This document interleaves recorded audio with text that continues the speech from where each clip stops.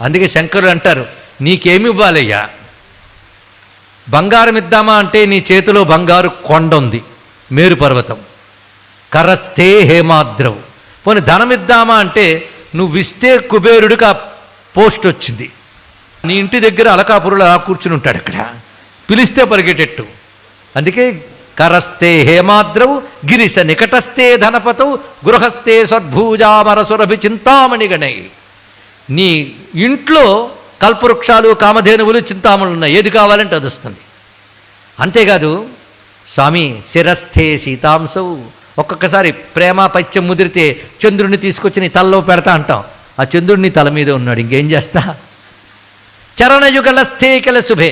నీకేదైనా ఫేవర్ మంచి చేస్తాం, శుభం చేద్దామంటే శుభాలన్నీ నీ పాదాల్లోనూ ఉన్నాయి. అన్నీ ఉన్న నీకు నేనేమిస్తానయ్యా?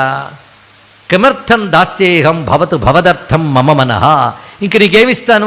అన్నీ ఉన్నాయి, నీ దగ్గర లేని నా మనస్సు ఒక్కటే, అది ఇస్తున్నాను తీసుకోబోయ్యా అన్నాడు. ఇక్కడ అది ఇస్తే పుచ్చుకునేవాడు అవును ఒక్కడేనండి ఇక్కడ.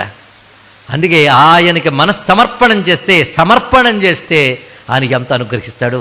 ఆ సమర్పణం తెలియాలి ఎలా ఉంటుందో తర్వాత తెలుసుకుందాం. అలా సమర్పించిన మహానుభావుడు ఈయన.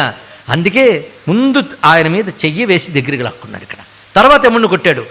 ఇప్పుడు యముడిని తిరిగి బతికిస్తాను కానీ ఇది కండిషన్, నా భక్తుల జోలికి వాడు రాకూడదు.